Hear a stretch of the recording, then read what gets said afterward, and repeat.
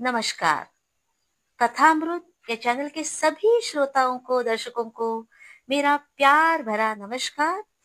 और आज हिंदी दिन की आपको बहुत सारी शुभकामनाएं। और आज एक बहुत अच्छा सबक सिखाने वाली अपनी जिंदगी में ऐसे इन हिंदी कहानी आपको अ, सुनाने जा रही हूँ। आशा करती हूँ कि आपको पसंद आएगी। तो चलो सुनते हैं कहानी।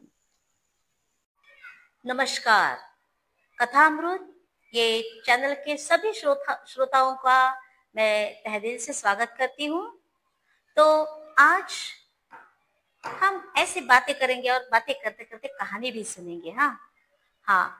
तो हम मानवीय जीवन में ऐसे ही होता है कि सभी जो लोग रहते हैं तो पैसे के पीछे भागते हैं। हाँ, खून पसीना एक करके इतना काम धंधा करते हैं क्योंकि पैसा कमाने के लिए। क्योंकि सही है ना, आजकल बच्चों को पढ़ा लिखा करना है, कुछ सिखाना है तो बहुत फीस देनी पड़ती है। अच्छे कॉलेज में एडमिशन चाहिए, अच्छे स्कूल में एडमिशन चाहिए तो ढेर सारी फीस भी देनी पड़ती है और उसके लिए पैसे कमाना आवश्यक ही है। लेकिन हम पैसे के पीछे इतना इतना भागते हैं कि हम रियल में जो मालमत्ता हमारी क्या, वो कौन सी मालमत्ता है हमारी, हमारे बच्चे, उनके ऊपर उनको संस्कार देना भूल जाते हैं। क्योंकि उनकी तरफ ध्यान देने को हमें समय नहीं है, क्योंकि हमें पैसे के पीछे भागना है। तो थोड़ा अगर सोचते हैं तो कैसे होगा कि हमें पैसा तो मिलना चाहिए ही, हम काम धंधा तो करेंगे ही, लेकिन उसके साथ हमारे बच्चों के ऊपर अच्छे संस्कार कैसे दे उनको, इसकी तरफ भी ध्यान देना आवश्यक है। क्योंकि वही आगे जाके हमारे भारत के अच्छे नागरिक बनने वाले हैं। तो चलो इसी पर एक हम कहानी सुनते हैं, सच्चा हीरा। सूर्य अस्त हो रहा था। सब पशु पक्षी अपने अपने ठिकानों की ओर चले जा रहे थे। गांव में कुछ स्त्रियां पानी लेने के लिए कुएं पर आई, कुछ पानी लेकर अपने घरों को लौट आई। पर मालती, मधु, कुसुम और उषा वही कुएं की पक्की जगत पर बैठकर इधर उधर की बातें करने लगी। बातचीत करते करते वे अपने अपने बेटों की प्रशंसा करने लगी। सबसे पहले मालती बोली, भगवान सबको मेरे जैसा बेटा दे। मेरा बेटा मुरली लाखों में एक है। उसका कंठ बहुत मधुर है। जब गाना गाता है तो कोयल और मैना भी चुप हो जाती है। लोग बड़े चाव से उसका गाना सुनते हैं। मालती की बात सुनकर मधु को लगा कि वह भी अपने बेटे की प्रशंसा करे। वह बोली, मेरा बेटा ज्ञान बड़ा विद्वान है। वह तो मानो साक्षात बृहस्पति का अवतार है। वह जो कुछ पढ़ता है तुरंत याद कर लेता है। उसे हजारों श्लोक याद है। यह सब सुनकर कुसुम भला कैसे चुप रहती। उसने अपने बेटे की तारीफ करते हुए कहा, मेरे बेटे सुशील की बराबरी कोई नहीं कर सकता। वह बहुत शक्तिशाली और बहादुर है। वह बड़े बड़े पहलवानों को पछाड़ देता है। आधुनिक भीम है वह। इन तीनों की बातें सुनकर भी उषा चुप बैठी रही। उसने अपने बेटे के बारे में कुछ नहीं कहा। मालती ने उसे टोकते हुए कहा, क्यों बहन, तुम चुप क्यों हो?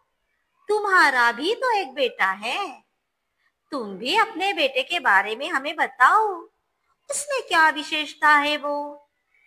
उषा ने सहज भाव से उसे उत्तर दिया, मेरे बेटे में कोई विशेष गुण नहीं है। न वह गंधर्व सा गायक है, न भीम सा बलवान, और न ही बृहस्पति सा बुद्धिमान। वह तो बहुत सीधा साधा है। पास ही एक वृद्धा बैठी इन चारों की बातें सुन रही थी। उसके बाद जब चारों स्त्रियां घड़े सिर पर रखकर घर लौटने लगी, तो वह भी उनके पीछे पीछे चलने लगी। तभी किसी का मधुर स्वर सुनाई पड़ा। सुनकर मालती बोली, सुनो, मेरा हीरा गा रहा है। तुम लोगों ने सुना? कितनी मधुर है उसका कंठ।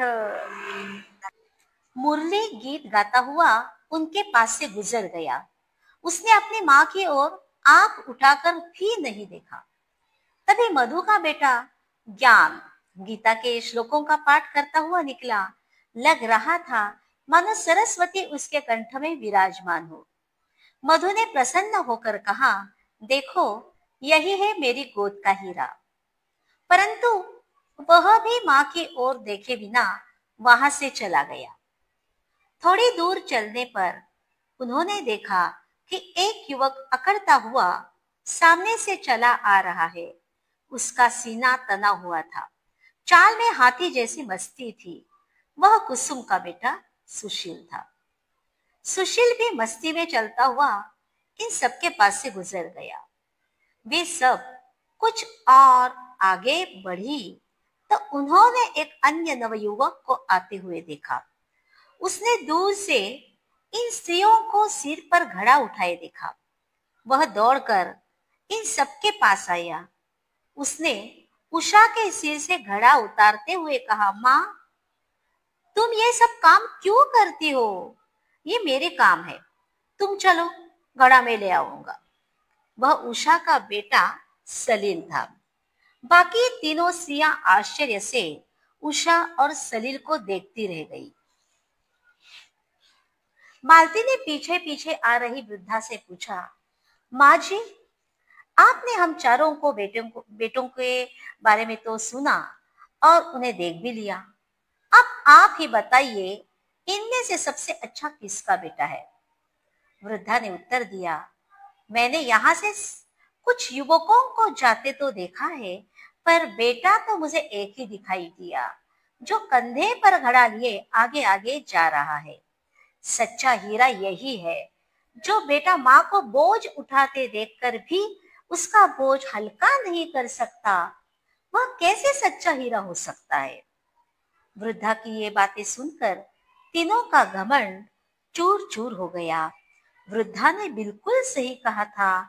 सपूत वही होता है जो माता पिता की सेवा करता है। हमने इस कहानी से यह सीखा कि हम पैसे के पीछे भागते हैं। वो सही रियल संपत्ति हमारी वही नहीं है। तो ये जो बच्चों के ऊपर संस्कार है, क्योंकि हम पैसे के लिए इतना इतना काम करते हैं, इतना पैसा हम रखते हैं, बैंकों में रखते हैं, सोना खरीदते हैं, लेकिन लास्ट स्टेज हम जो हमारे बुढ़ापे में अगर हमारे बच्चे हमारी तरफ देखते नहीं है, जहाँ वृद्धाश्रम बोलते हैं, वहां रखते हैं, तो क्या फायदा है? जिनके लिए हमने पूरा खून पसीना बहा दिया, वो अगर बच्चे हमें देखते नहीं है, तो क्या फायदा है इतना कमा के? तो अच्छे, ये बात है अच्छी कि उनके ऊपर अच्छे संस्कार करो, बच्चों के ऊपर अच्छे संस्कार करो। यही हमारी संस्कृति है, परंपरा है। तो आज ये स्टोरी में हमने, कहानी में ये सीख लिया, लेकिन और अलग अलग कहानियां कल लेके हम आएंगे आपके सामने। तो सुनते रहिएगा कथामृत, देखते रहिएगा कथामृत। तब तक के लिए मुझे आज्ञा दीजिए।